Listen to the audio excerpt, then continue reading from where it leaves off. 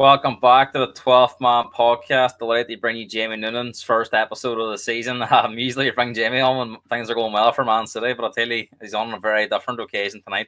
And of course, Man City take on Tottenham at the weekend, and that is going to be our main focus tonight. Jamie, before we start, how have you enjoyed the Premier League season so far? Of course, Man City are in crisis mode, are still in second place, of course. And you aren't really a team that don't hit your best of the second half of the season, so you're probably not panicking yet, are you? No, definitely not panicking. It's like you just says, we don't get going to January. We usually start to get the wheels in motion in January, but losing 4 on the bounce isn't great. But like I said before, it's spread across 3 competitions. There's still plenty of time to go for City, but as regards the league itself, I don't see it being like a fight like City and Liverpool running away with it and down the. I think I see every team dropping points. All the top teams are going to drop points this year. I just think it's a very up and down season for everybody. Nobody's really getting that winning momentum just yet. So that's still a long way to go. That's it, Jamie. And of course, fear not. You do take on Spurs this weekend, who have famously been renamed by the media Dr. Tottenham at the moment, because every team in need of a victory, Spurs play at the minute. Spurs sort them out. So I know your record against Spurs hasn't been great recently, but that's a nice comfort going into a game thinking, do you know what? They're helping everybody else out. Maybe they'll help us out. Well, I don't know about that because we have, like he says, we don't have the best history with Spurs, but even when we're playing at our best. But look, it's going to be a good game. It's an exciting game. You know yourself, both teams, especially Spurs at the minute, on the big hands, like they're going for goals. They have that old Kevin Keegan mentality of just trying to score one more than the opposition. And but look, I still think it'll be a good game, an open game, and hopefully we can get back in one ways. That's it. Obviously, this run of form Man City are on coincides with the injury to Rodri. Of course, they played a couple of games without him, and they were uphill battles. They might have won some of them, but you think of the Fulham game, Traore was through a few times and could have scored. The Wolves game, the last-minute goal that a lot of people were criticising, for example, but they ended up losing to Spurs, and it started that wee run, as you say, across different competitions, all the way from home. And of course, Man City's record at home has been unbelievable, unbeaten for over a calendar year as well. And that's the kind of task facing Spurs this weekend. But did you expect such a drop-off when Rodri come out? I know you're a big fan of him, and I know he's won the Ballon d'Or, but did you expect more from our players? I don't expect more from other players. To be totally honest with you, I don't really see this as just being Rodri missing. I think our spine as such is missing. Rodri's a big part of it, but I think with De Bruyne out, I think the back line hasn't, City at our best, I always think we have a solid. It's usually been Stones and Diaz, the 2 centre-half men, and everything's built through that spine. So I think Rodri missing is a massive part of it, but I also think things aren't settled at the back. I think going forward, I think it's very disjointed at the moment. And again, Rodri is a big part of that, but he's not the only part of that. I think we can still get things back on track. I have liked what I've seen with Kovacic. I think he's been very good for us at times. I think I would like to just see him just be given just kind of give him the backing of the manager to say, look, you're on the Philly spot. Go out and he'll get better as he goes, playing that pivot. Where I think a lot of the times he does a lot of work. He's doing a lot of box-to-box work. But I think just being the pivot, I do think he has it on him. And I'd just like to see him just get a few more games under his belt. I think we'll get the best out of him. But obviously with De Bruyne missing, Bernardo's, again, he's not flying the way he was. Foden hasn't got going really this season. Grealish been injured a lot. We're playing with 2 kind of pacey wingers, which hasn't been the City way. And as much as Savinho and Doku's excite me, at times they're not the most consistent, shall we say. You know what I mean? They're capable. Yeah, they haven't got the Ireland Haaland. They haven't really got any killers. I don't really think it's just a Rodri situation. I do think that there's a lot of moving parts. It's just kind of not clicked, or it's not. I don't know if it's going to click, or maybe it's time for boys, or we need to be freshen up. We've had a great run, but I don't think Rodri's the only reason that we haven't done great this year. Of course, you mentioned Kovacic. I'm a big fan of him. Always liked him at Chelsea. Brilliant for Croatia and that role with Modric. But Pep announced today he'll be out for a month, and that'll be a big blow for Man City tomorrow, because you're thinking no Rodri, no Kovacic, and you know how Spurs are going to play. They're going to try and attack, and of course they'll leave themselves open. But you wonder who will be that protection in front of the back four. Rico Lewis, possibly. Lewis could be the man to come in and do it. He's done a great job. That he's not really played midfield much, but he's always, the way he does play from right back, he steps into midfield. So I think he'd be a good option. Stones as if he's fit. I don't know if Stones is fit at the minute either, right enough. And obviously we're ravaged with injuries at the minute, and Stones can play that position too. But I don't really know what way it's going to go. What way we're going to set up. It's I don't think Gundogan. I don't really think we've not brought back the Gundogan that left us, and I don't think he really has the legs to play in that position. Right now, he's good to just float and pick up them wee pockets of space. So I don't see him, but I think Rico Lewis could be a great shout. I think he could be the man to go in there and fill the hole tomorrow. Of course, you mentioned that there are injuries. Spurs and our team suffering by a lot of injuries. 13 separate injuries. I think they're just above Man City with 12. What do you think so many teams are getting so many injuries? I mean, other than really Liverpool at the moment, Arsenal have had a lot of injuries. Spurs, Man City, Villa have had a few. Newcastle last year, for example. There seems to be so many of these injuries happening now. It's okay. It's if you look at these teams, especially at City and even Newcastle, the way they've competed, you're looking at teams going, they're playing a lot of football, and they're playing a lot of, and then, throwing Euros and World Cups and, and that. So you're looking, it's not just this. Do you think Rodri made a good point when he says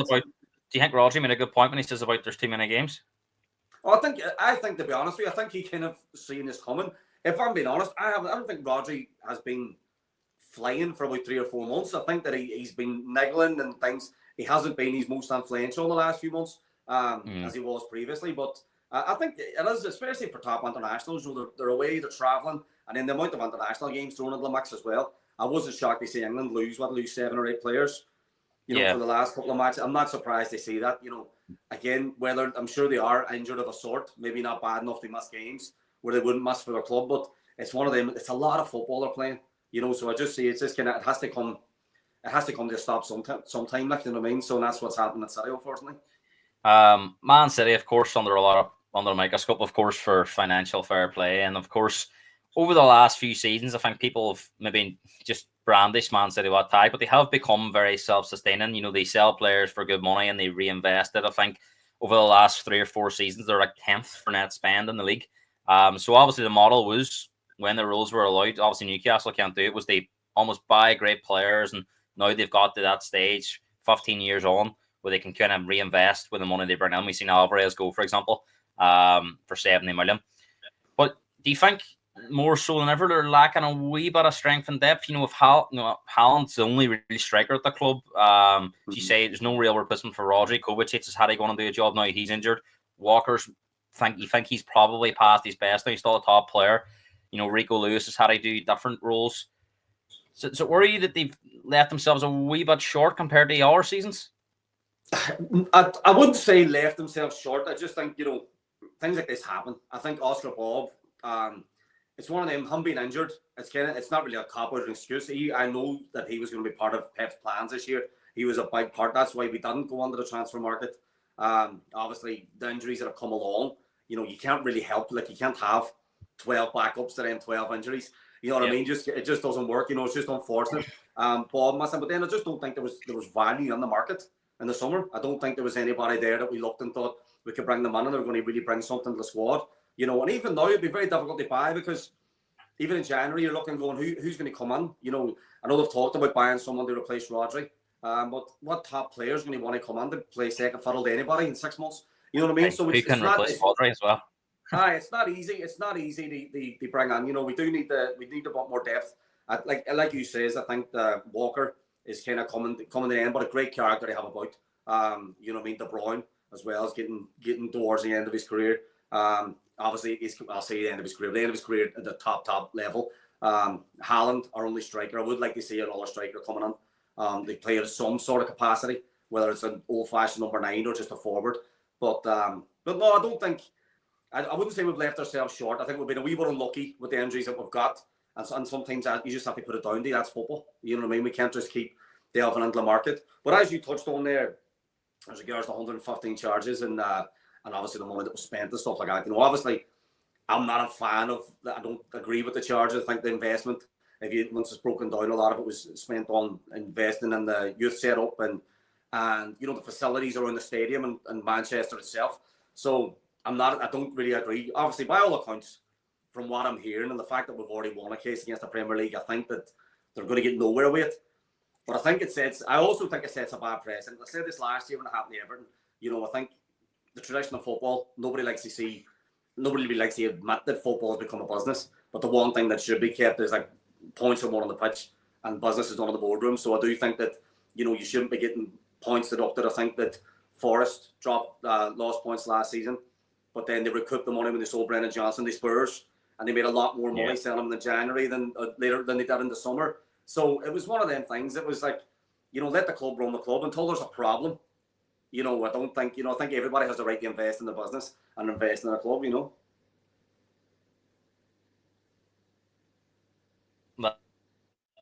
That's it. And of course, one night in the last show, I'm surprised that I really thought that it was coming to an end at Man City. And he signs that contract. And I thought maybe, you know, it could be that he's had his best times at Man City and he moves on somewhere else. But he signs that contract. And he's pretty bullish in saying, you know, he'll be here regardless of what happens. But does that give you confidence that there's a good chance this is going to be throughout? Because as much as he's saying about I would manage Man City in the Championship, League One, League Two, you just can't see that happening now. I think with Pep being there, he has to have some sort of insurances that this is going to be thrown out, I think. There's obviously nothing guaranteed, but obviously the club itself is confident that they're going to win this case. And, you know, that's great.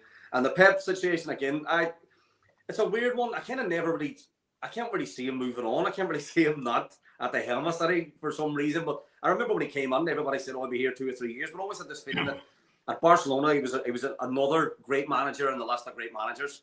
And I think it was the same at Bayern Munich. I thought when he came to City, he really could build that dynasty and, you know, set himself apart from everybody else. And I think he's really, at the age, he's done it. I think if he walked away today, he'd have nothing else to prove. But, you know, the fact that he's staying on and he still feels like he's more to achieve. You know, it's exciting for City. It's exciting for the Premier League as much as some teams don't want to see, you know, they obviously look at what he brings to the table as a threat. But it's good for the Premier League that you have the best there. You know what I mean? Because that will attract the best. You know, and it's always been the same. So that's it. And he's talked a few times about, you know, last year being his best one. This would be his best one if he went on. They won it way out. Rodri, De Bruyne's been not in the team. Rodri injured for the whole season. Selling like Alvarez and making a profit in the transfer window. So many injuries. Like he's been fielding close to your same 11 most weeks now. Maybe a couple of changes here and there, but this would be his best one if he was to come back from, you know, this start, the 4 games in a row, losing them across different competitions and go on to win it, and make it a 5. Would that be 5 in a row? Yeah, it could be very. Like, I think when you look back, it probably would be from here. You're looking at going, it's his best one. I think if you look back in the record books and go, it's still a cracking squad. You know what I mean? Whoever's injured and whoever's out. You know, we can have this conversation after Christmas and De Bruyne will be back in form, he'll be back play. You know what I mean? And all these problems have just disappeared again. So he does have a great squad at his disposal. And I just think he's sinking his teeth in the challenge. It just shows where he's at, you know, and his love for City. You know what I mean? I think, like, obviously, I think that's the one thing that's shone through this week is his love for Man City. You know, obviously he went there and he probably wasn't in love with the club. It was a great opportunity to go to England, you know, do it at a club where they weren't used to success constantly. I know Mancini and Pellegrini won a league title there, but nobody at Man City ever wanted to dominant like that. Definitely not in our time here anyway. And you know they really eat into that Man City. You know this coincides with the Man United demise as well. You know he's overseen that. And you know he went up against Klopp as well. He was unbelievable. So you know it was a great opportunity, and I think now you're seeing a Pep that absolutely loves Man City, and it would break his heart probably leaving. 100%. That's the thing. And I was just like you says, he came on for the opportunity. You know, and he came on for the opportunity. He's seen obviously there was things put in place before he arrived. You know, the board and stuff like that. You know, so he was able to come in. It was kind of going with the Barcelona model of what they wanted their youth set up to be. But I think the fact that he's adored, like he's adored by the City fans. And you know, it's just kind of what I don't think he's ever had that anywhere. Where I think every Man City fan, their man, would love him. You know, if he turned around and says he's there for 10 years, you'd give it to him, no questions asked, for what he's done. You know what I mean? So that's you know, I think you don't get that everywhere. You know, they've took Pep on, the Man City fans, and, you know, and the club as a whole. And I think he's took him on the same way. Like, you know what I mean? He can't be, you know, as you says, he just loves the club now and he loves everything it stands for. And we've kind of got that siege mentality where it's kind of us against them, especially this season with the 115 charges. And I think that obviously he wants to oversee it. You know what I mean? And, you know, and he wants to see take us out of it, write it out a wee bit, you know what I mean, and get back to winning ways and just take the employees away from it and just be at the helm for overseeing it until the next chapter. So even if it is only there for the next 2 seasons, maybe, if we get 2 seasons out of him, I think he wants to leave the club in the best standing that he can.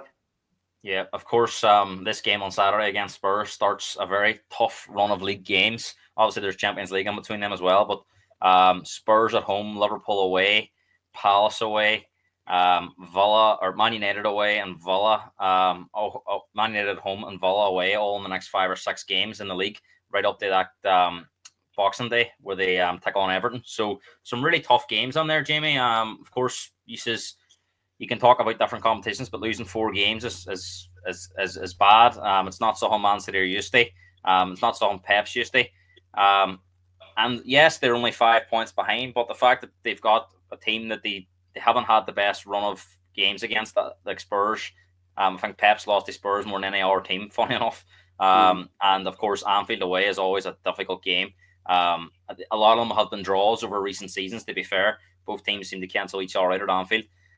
But I mean, if these 2 games go wrong and they lose both of them, they could be 11 points behind Liverpool, and that would be a huge gap because Liverpool, of course, play Southampton away on Sunday, and you would expect them to win that. So it would put real pressure on them if they didn't get points in these next 2 games.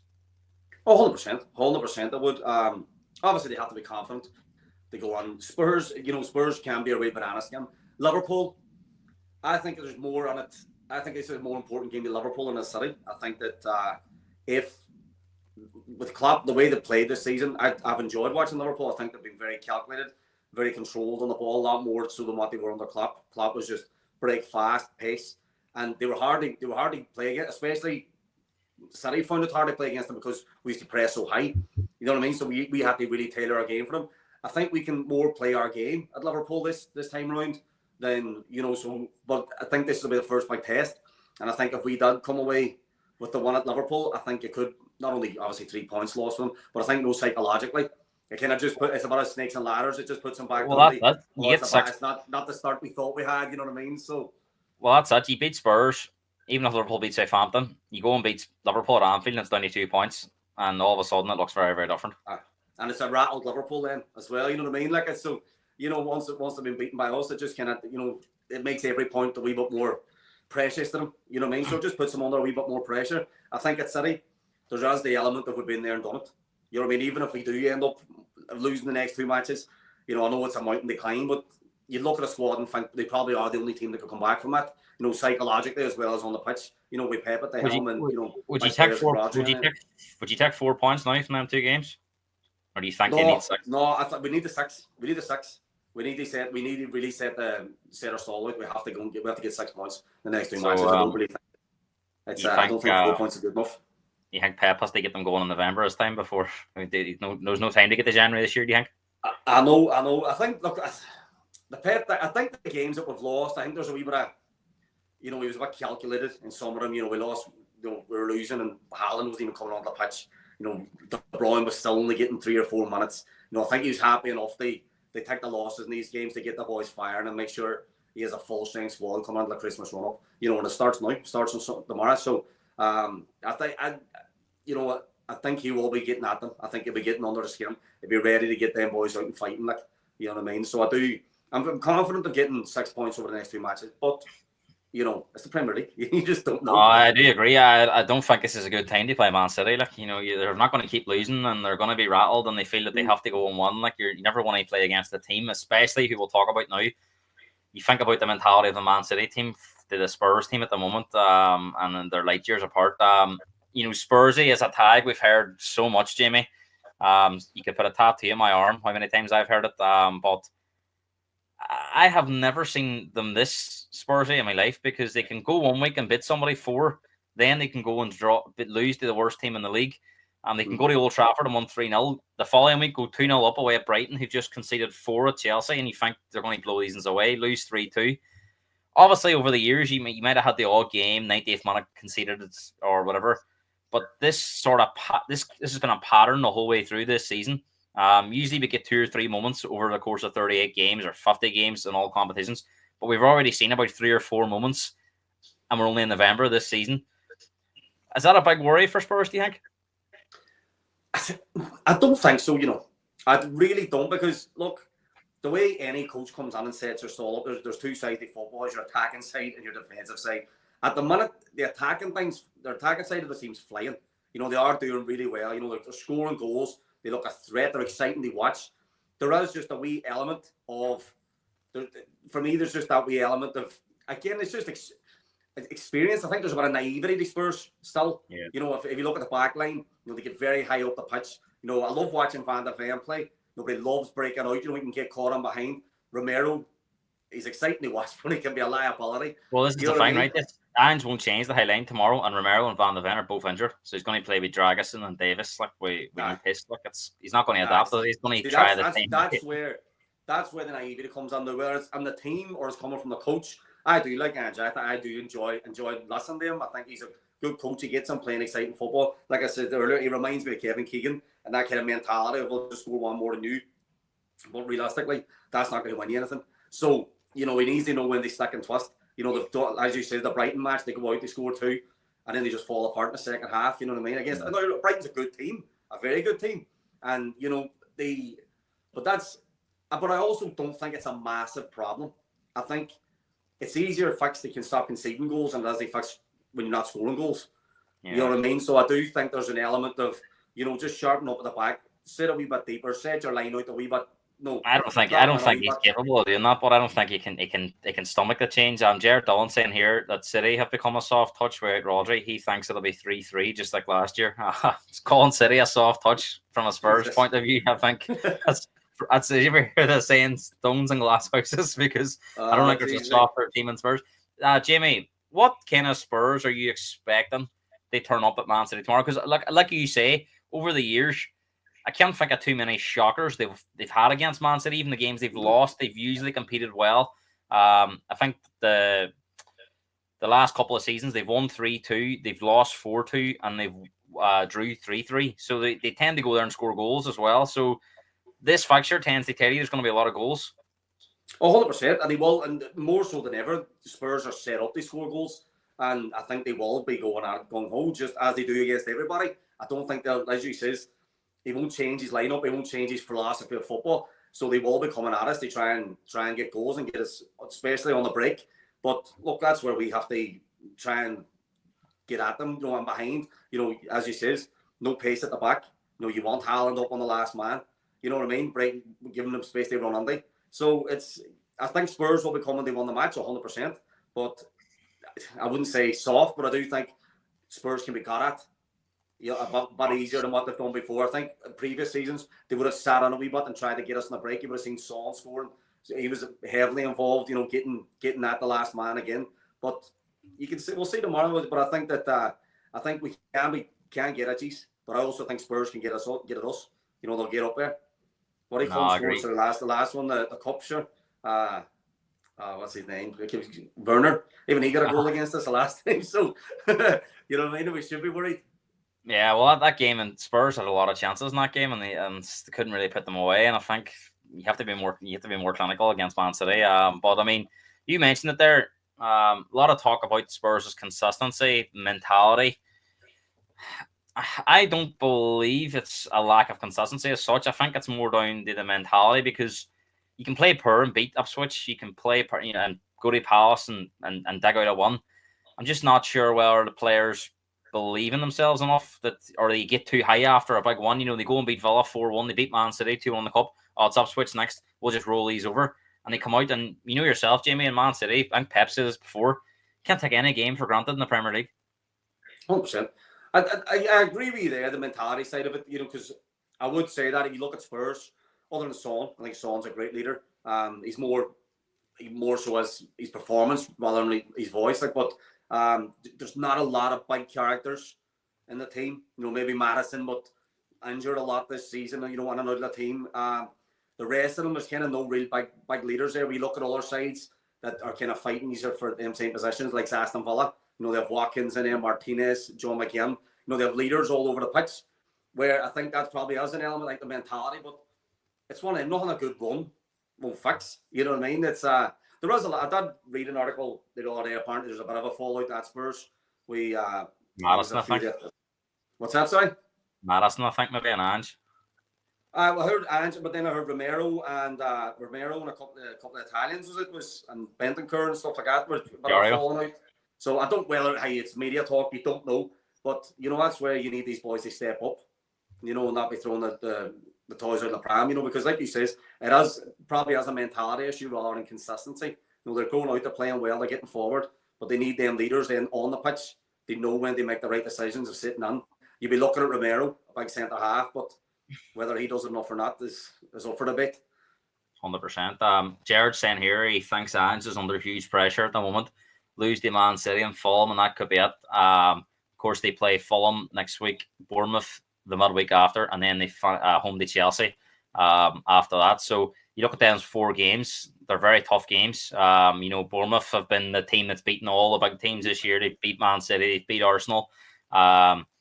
You think Chelsea are getting going now eventually. That process seems to have accelerated since Maresca has come on there.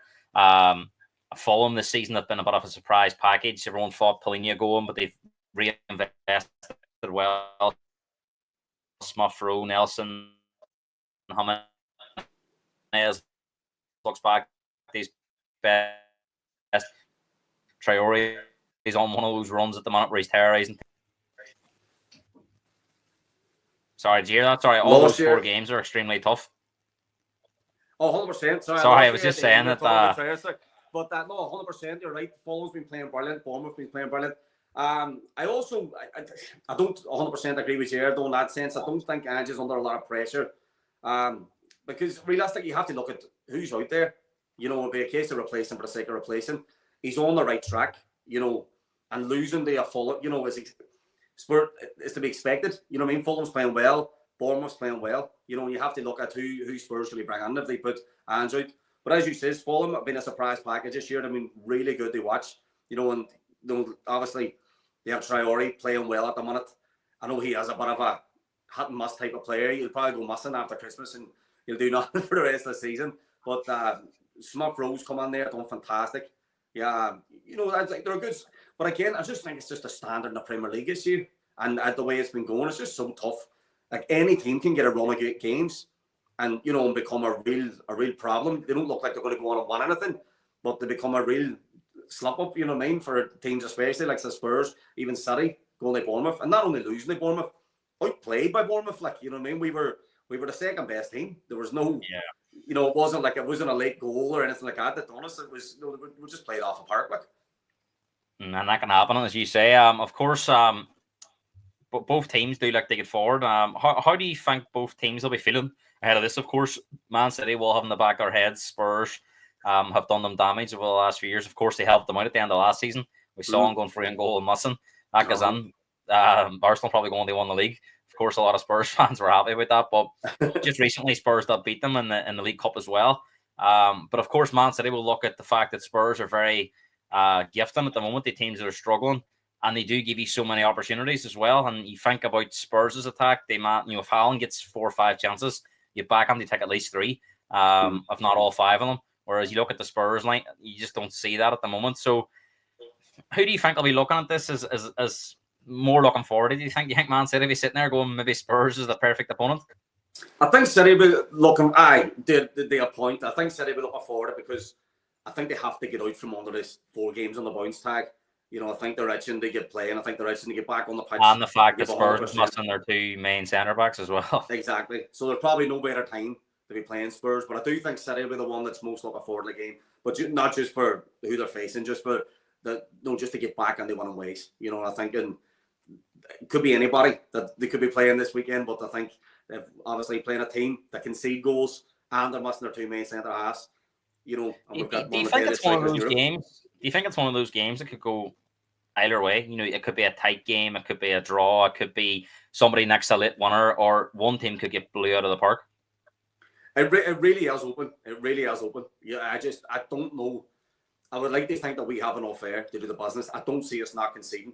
I don't see City not conceding tomorrow, but hopefully we just don't fall apart. I think both teams not scoring would be a big. I don't see both teams keeping a clean sheet. I think there's going to be goals. I do see goals, hopefully for us, but I do see goals. But like I said, I just think City's itching to get back on the pitch. I think they'll be chomping at the bit to get out and get playing again and get this monkey off her back, really. What are you leaning towards then? Spurs' great record against Man City, the power of the FA, that of course no one's won there for over a year. And of course Spurs have lost the most away games in the Premier League since March, 9 league defeats away from home. So there's pros and cons. There's evidence to suggest that Spurs' great record against Man City could come again, or the Spurs away record and Man City's home record speaks for itself. So it's really hard to sort of gauge. I'm still leaning towards City. I think it'll be 3-1 to us. That's what I'm looking at. I think 3-1 City. I think we'll get Haaland back. He's a good international break as well. Scored a few goals. I just think we can get at them. I think it'll be a big game for the strikers, and I think Haaland will do the business. So I could see 3-1 us. What's your score prediction? 3-1.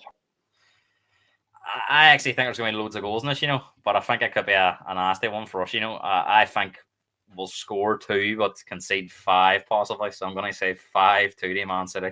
I wouldn't go that far, just because we've not been firing. We've not, other than Haaland's goals. We haven't. The rest of them's not been chipping on and off. So unless they really turn it on tomorrow, I don't see 5. But hey, I'll take it. I just think with Spurs as 2 main centre backs missing 2, it's going to be extremely tough. I know they were missing those 2 last year for this game, but I just think we're riding the crest of a wave back then when we were playing these. And yes, there was a wee bit of a dip, but the Ange thing was still new. I just think at the minute, I think we could be the set pieces as well. Man City are quite strong from those. Spurs are very weak from those. I just think we'll struggle to stop the onslaught, to be honest. I think we'll score 2 and create plenty, but I just think we'll give up so many that we'll find ourselves in the end of a beating, to be honest. So 5-2 Man City. Jimmy, I'm just going to refresh this 1 second. No problem.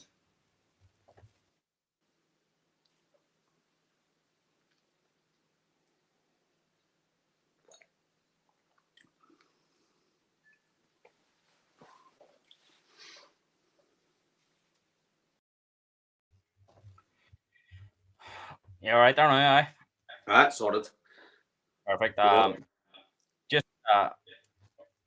Just before we finish, Jamie, we'll fly through the rest of the weekend's games. You can just give me your predictions on what you think will happen. Say what you think about both teams. Weekend, of course, starts with Leicester against Chelsea. You hard to know because Chelsea away from home are a wee bit unpredictable as well.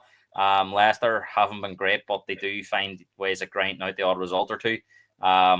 But good way to start, because I think both teams will Chelsea will go there and try and play, and Leicester will be dangerous in a counter-attack. So might be a decent watch. They start off the weekend. 100%. Not too dissimilar to the City Spurs match. I think there's goals in both teams here. Leicester have been playing good football. They've been getting it down. They try and play the right way. But I can see Chelsea. Chelsea just playing well at the minute. I'm liking the way Chelsea's going. I think Maresca's come on. He's not had. I think he's made big decisions. He's took Enzo out of the team, and it's hard to come in there in the summer and remove a £100 million signing. You know what I mean? But he's getting them playing well, and obviously Cole Palmer's probably the best player in the league at the minute. He's absolutely firing, you know what I mean? So I'll go 3-1 Chelsea. Jared's going 2-1 Chelsea as well. I'm going to go, I think I'll be more comfortable. I'm going to go for 3-1 Chelsea. Arsenal take on Nottingham Forest in the 3 o'clock kickoff. Tell you what, this could be a dangerous game for Arsenal because they're another team can't afford to drop any more points. And Forest, we've seen already, go to Liverpool and won. Also went to Stamford Bridge and got a draw, so it won't faze them this season going to the bigger teams, and it kind of suits him because he can play on the counter-attack. So dangerous enough game for Arsenal, Jamie. 100%. I can see Arsenal dropping points here.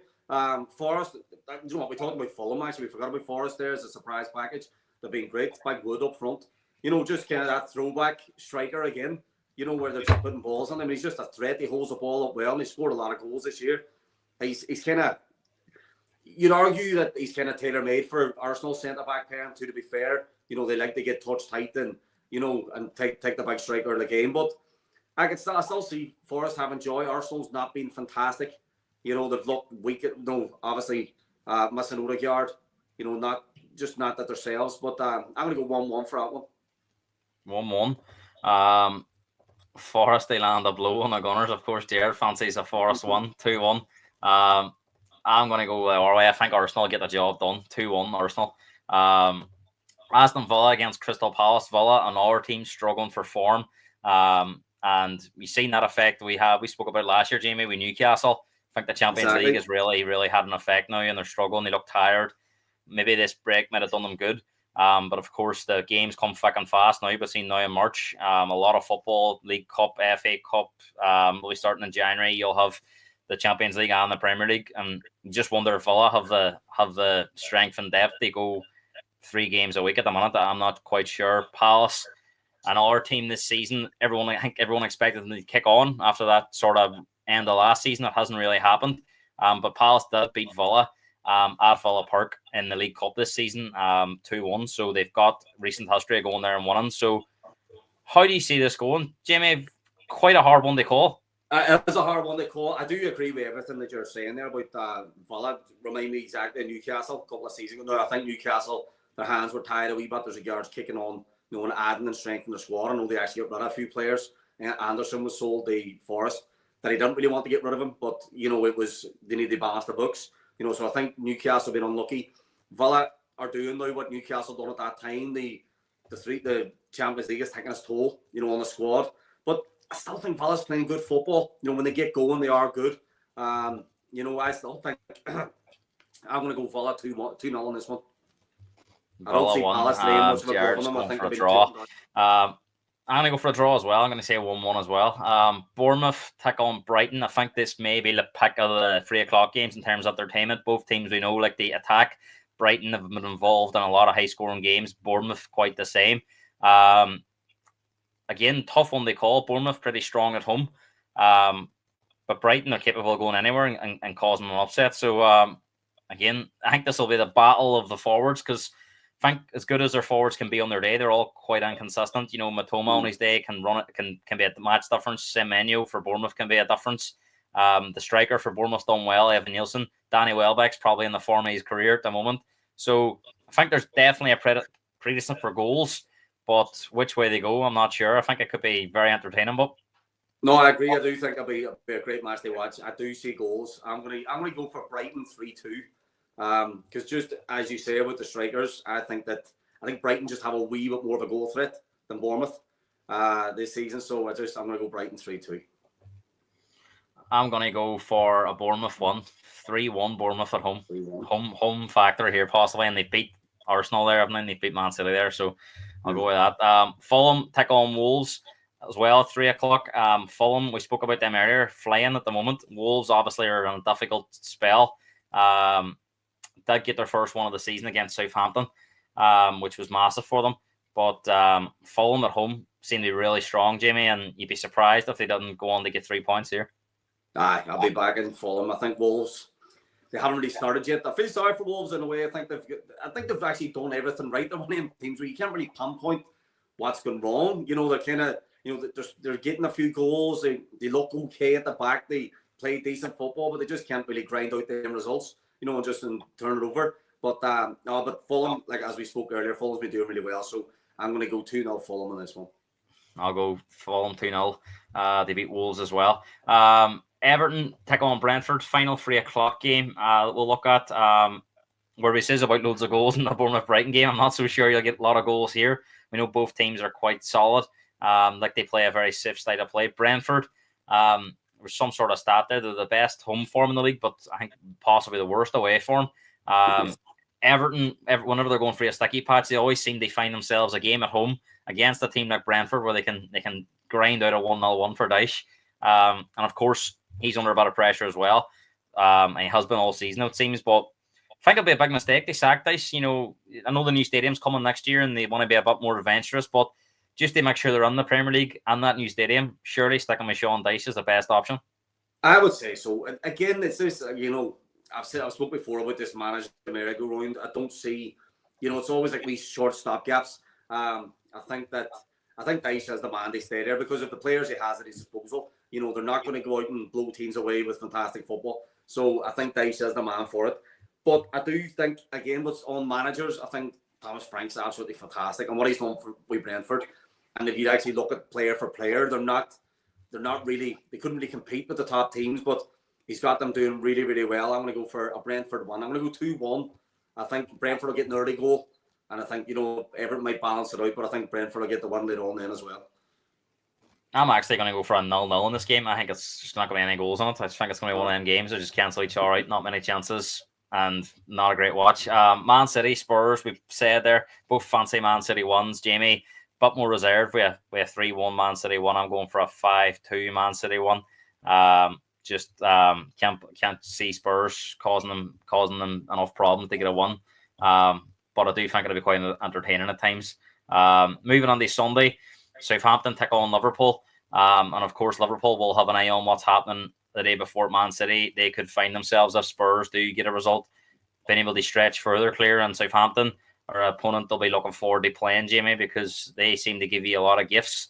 And Liverpool this season have been quite tight at the back and ruthless in front of goal. 100%. I can only see us going one way. I think Liverpool will be just too strong for them. I'd say 4-0 Liverpool. It could be more. Yeah, I just think it. Liverpool's, as we just touched on there, very clinical in front of goal this season. I think they're doing well. Salah's playing the way that he's nearly like Haaland. He's not touching the ball, and then he's banging one in. You know what I mean? He's not doing a lot in the game. So he used to be involved a lot more. Picking off the halfway line and breaking. And this season he's kind of just getting on the ball when he needs to, and he's finishing. He's been ruthless in front of goal. So I'm going to go 4-0 to Liverpool. Yeah, Liverpool as well. They won quite comfortably. I'll go for a 3-0 one. Of course, all eyes will be on Portman Road as Man United go to Ipswich, and of course, all the focus will be Ruben Amorim's first game for Manchester United away at Ipswich. Of course, who did beat Spurs last time out, so may have found some confidence that they can win games in the Premier League.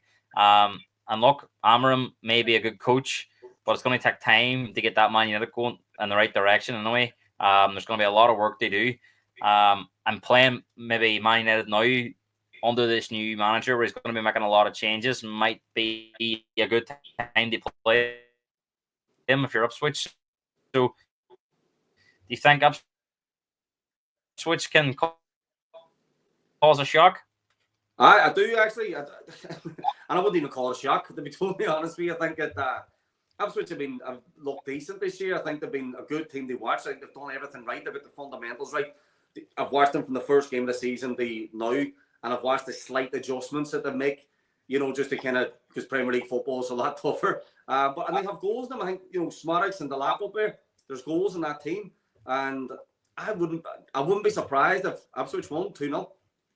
I wouldn't be surprised. Goals, go draw possibly. Because I don't see, like, obviously the new man's at United, and in his last game at Sporting, he turned City over. But we had them playing. He knew what they were out. They had set up their stall. They knew exactly what they were looking to do.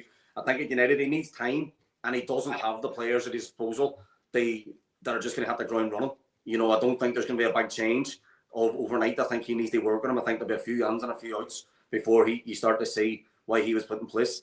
And, especially if you look at, like Sporting Lisbon playing these fullbacks bombing on and getting high up the pitch. And I don't see United having that. They don't have the players to do that. And they need to get up there. They're not really offering anything. So I think he needs a bit of time. And I wouldn't be surprised to see Ipswich come away with the one there on Sunday. I'm going to go for a United one, just going to go for a 2-1 United one. And of course, the weekend finishes on Monday night with Newcastle taking on West Ham. Newcastle seem to have found an gear in recent weeks, and West Ham are really struggling. And I think Lopetegui's been hanging on a wee bit, and he's had a couple of results here and there that's pulled him out, but doesn't seem to be working for him so far, and under a lot of pressure. And I think going to Newcastle Monday night, they'll be up for it. They'll be sensing an opportunity, and I think it could be a difficult night for West Ham. I think so. You said Newcastle's finding a bit of form. West Ham they're not doing great, and I've no real sympathy for them, to be totally honest with you. I think the way they got rid of Moyes, I think, as you just touched on about Sean Dyche staying in place, we talked about Ange being under pressure at Spurs. It was like, this is a prime example of, give managers time, work with them, because they've gone backwards, and changing the manager in the summer there. So, but like you said, Newcastle found a bit of form. I think Isak's he's a real difference maker in that team. I think they look a lot better when he's there. Gordon's been playing really well as well. But I think with a good focal point, I think Newcastle's a threat to anybody. But so for this one, I could see I'm going to go 3-1 Newcastle. I'll go for a 3-0 Newcastle one. That is your weekend preview, Jamie. It's been great to have you on. What are you up to these days? Still coaching TriStar, senior winning trophies, still, and of course you're still singing.